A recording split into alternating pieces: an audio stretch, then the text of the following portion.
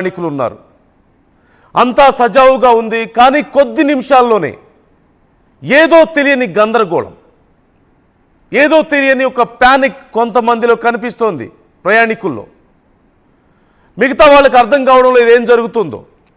Captain నుంచి ఏదో announcement వస్తోంది, సమ్ ఎమర్జెన్సీ అని. విండోలోంచి బయటకు చూస్తే ఒక్కసారిగా భారీగా వస్తున్నటువంటి మంటలు, పొగ, ఇంజిన్ అంతా కూడా కాలిపోతున్న దృశ్యాలు. ప్రయాణికుల ప్రాణాలు గాల్లోనే కలిసిపోతాయన్న భయం ఒక్కసారిగా గుండాగినంత పనైంది. ఇంతలోనే ఎమర్జెన్సీ ల్యాండింగ్ అంటూ కెప్టెన్ అనౌన్స్మెంట్ చేశాడు. ఆ తర్వాత సురక్షితంగా ఎలాగో కష్టపడి కెప్టెన్ ఆ ఫ్లైట్ని ల్యాండ్ చేయగలిగాడు. కానీ ఒక్క క్షణం తేడాతో, చాలా అతి కొద్ది సమయం తేడాతో మాత్రమే ఈ విమానం అత్యంత భారీ ప్రమాదం నుంచి 200 మందిగా పైగా ప్రయాణికులు తమ ప్రాణాలను పోగొట్టుకునే పరిస్థితి నుంచి చిన్న తేడాతో బయటపడగలిగారు. ఇది లాస్ ఏంజలస్లో జరిగిన ఘటన.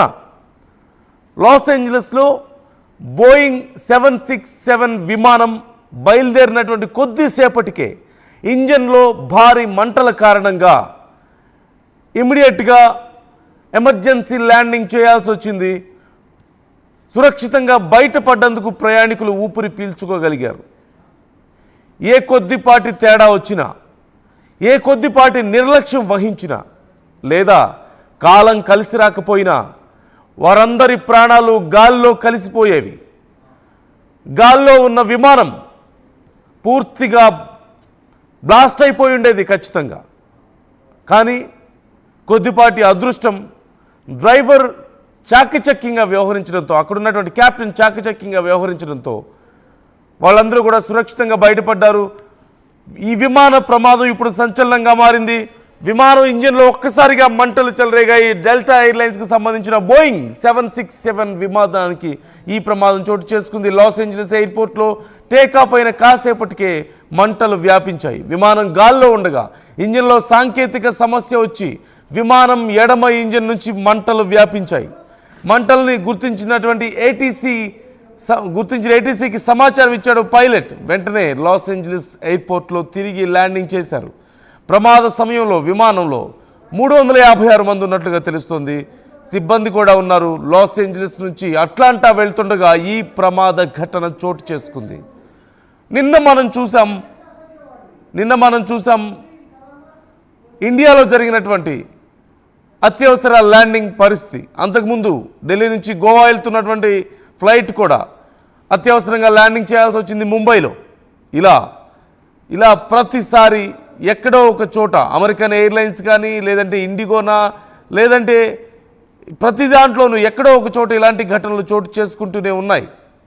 అది డొమెస్టిక్ అయినా సరే, ఇంటర్నేషనల్ అయినా సరే, స్టాండర్డ్స్ ఏవైనా సరే, మీరు ఎంత ఖర్చు పెడుతున్నా సరే, విమానం ఎక్కిన తర్వాత మళ్ళీ తిరిగి సేఫ్గా ల్యాండ్ అవ్వడం అనేది కాలం నిర్ణయించాల్సిందే. పరిస్థితులు అంత దారుణంగా ఉన్నాయి. ఏ క్షణంలో ఏం జరుగుతుందో తెలియక మనకి అహ్మదాబాద్ ఘటన జరిగిన తర్వాత ఇలాంటి ఒక ప్యానిక్ విమాన ప్రయాణికుల్లో ఎక్కువగా ఉంది అనడంలో ఎలాంటి సందేహం లేదు. ముఖ్యంగా భారతీయుల్లో ప్రపంచవ్యాప్తంగా ప్రతిరోజు ఎక్కడ ఒక చోట ఇలాంటి ఘటనలు జరుగుతూనే ఉన్నాయి. విమాన ప్రమాదాల నుంచి త్రుటిలో తప్పించుకుంటున్న వాళ్ళు కొంతమంది అయితే ప్రాణాలు పోగొట్టుకుంటున్న వాళ్ళు అనేక మంది ఉన్నారు. కారణాలు అనేకం ఉన్నాయి. ముఖ్యంగా విమానయాన సంస్థలు లోపభూయిష్టంగా ఉండడం కూడా ఇక్కడ ముఖ్యమైన అంశంగా కనిపిస్తుంది. ఫ్లైట్కి సంబంధించినటువంటి డీటెయిల్స్ మనం చూస్తున్నాం. బోయింగ్ 767-43T డీటెయిల్స్ మనం చూస్తున్నాం.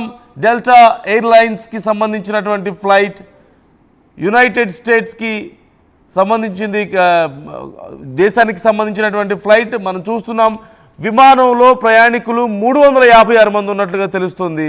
విమానం బయలుదేరే సమయానికి సిబ్బందితో కలిసి ఎడమ ఇంజన్లో ఒక్కసారిగా భారీగా మంటలు రావడంతో విమానాన్ని తిరిగి ఎమర్జెన్సీ ల్యాండింగ్ చేయాల్సి వచ్చినట్లుగా సమాచారం. డెల్టా ఎయిర్లైన్స్కి సంబంధించినటువంటి బోయింగ్ 767 విమానం భారీ ప్రమాదం నుంచి కొద్దిపాటి తేడాతో బయటపడిందనే చెప్పాలి.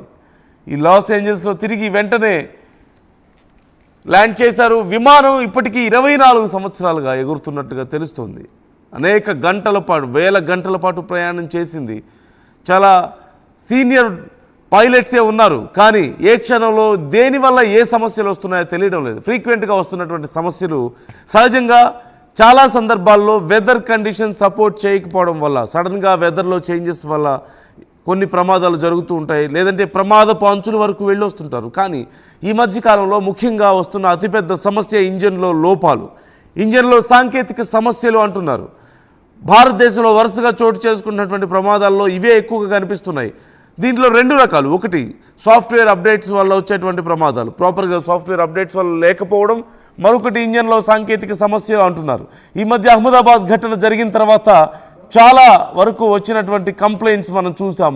చాలా విమాన సంస్థలు సర్వీసింగ్ సరిగా చేయించకపోవడం, ఎక్కువ ఖర్చు అవుతుందన్న ఉద్దేశంతో సరిగా సర్వీసింగ్ వ్యవస్థను నిర్వహించలేకపోవడం, అలాగే ఎక్స్పైర్ అయిపోయినటువంటి కొన్ని పార్ట్స్ను కొనసాగించడం, ఇలా చాలా కారణాలు. అలాగే ముఖ్యంగా సిబ్బంది శిక్షణ విషయంలో నెగ్లిజెన్స్ ఉండడం కూడా ఇది చాలా ముఖ్యమైన అంశంగా మారింది.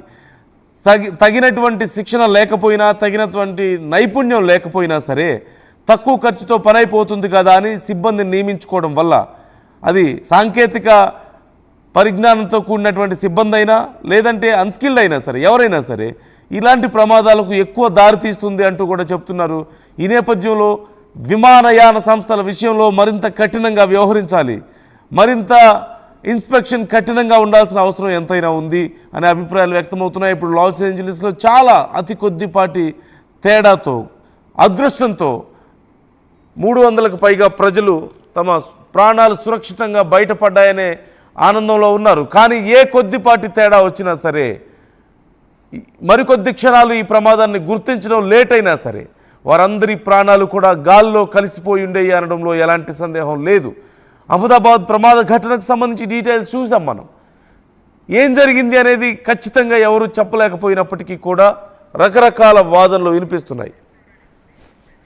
రైట్, మా ప్రతినిధి శిల్ప ఉన్నారు, ఫుల్ డీటెయిల్స్ తెలుసుకుందాం. శిల్ప, 356 మంది ప్రాణాలు త్రుటిలో ప్రాణాపాయం నుంచి తప్పించుకున్నట్లుగా తెలుస్తుంది. లాస్ ఏంజలీస్లో తిరిగి ఎమర్జెన్సీ ల్యాండింగ్ చేసినట్లుగా తెలుస్తుంది ఫ్లైట్ని. డీటెయిల్స్ ఎలా ఉన్నాయి? లో పెను ప్రమాదం తప్పింది.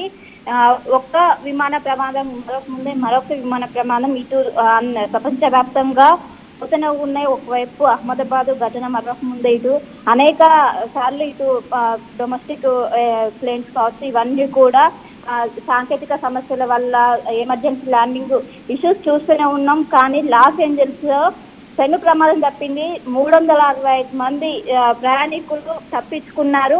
ఇది కేవలం అక్కడ పైలట్ చేసినటువంటి చాకచక్యంతో పెను ప్రమాదం తప్పిందని చెప్పుకోవచ్చు. ఒక టేకాఫ్ అయినటువంటి కొన్ని నిమిషాల వ్యవధిలోనే మంటలు రావటం కూడా గుర్తించారు. వెంటనే ఇటు ఏటీసీకి ఇన్ఫర్మేషన్ ఇవ్వడంతో వెంటనే ఎమర్జెన్సీ ప్లానింగ్ చేశారు. ఎమర్జెన్సీ ప్లానింగ్ చేయడంతో వెంటనే లోపల ఉన్న వారందరూ కూడా ఊపిరి పీల్చుకున్నారు. ఈ మధ్య కాలంలో ఒకప్పుడు రైలు కావచ్చు, రోడ్డు ప్రమాదం చేయాలంటే కొంచెం భయపడుతుండే. కానీ ఈ మధ్య కాలంలో జరుగుతున్నటువంటి వరుస ప్రమాదాలతో ఒకవైపు ఏదైతే విమాన ప్రయాణాలు చేయాలంటే చాలా వరకు భయపడుతున్నారు. ఒక ప్రమాదం మరొక ముందు ఇంకో ప్రమాదం. ప్రధానంగా ప్రతి దాంట్లో చూసుకున్నట్లయితే సాంకేతిక సమస్య, ఈ ఇంజన్ ఫెయిల్యూర్, ఇవే ఎక్కువగా సమస్యలు కనిపిస్తున్నాయి. ఒకవైపు ఇటు పౌర విమానశాల దీనిపైన కఠిన చర్యలు ఉంటాయని చెప్పినప్పటికీ వాళ్ళ నిర్లక్ష్యం కావచ్చు, వాళ్ళకున్నటువంటి ఏవైతే పార్ట్స్ ఉంటాయో వాటినన్నిటిని కూడా చాలా తేలికగా వాళ్ళు ఇవ్వడం కావచ్చు, వీటినన్నిటిలో కూడా నాణ్యత లోపించడం, వీటి కారణంగానే ఈ సమస్యలు తలెత్తుతున్నట్టు కూడా ప్రస్తుతం అయితే తెలుస్తున్నది. దీనిపైన ఒకవైపు కఠినంగా వ్యవహరిస్తున్నప్పటికీ వీళ్ళలో మాత్రం మార్పు రావడం లేదు. చాలా మంది ప్రయాణికులు, వందల వేల ప్రయాణికులతో వాళ్ళు చిలగాట మారుతున్నారని చెప్పుకోవచ్చు. మంటలు గుర్తించినటువంటి పైలట్ వెంటనే ఏటీసీకి సమాచారం ఇవ్వడంతో వాళ్ళు వెంటనే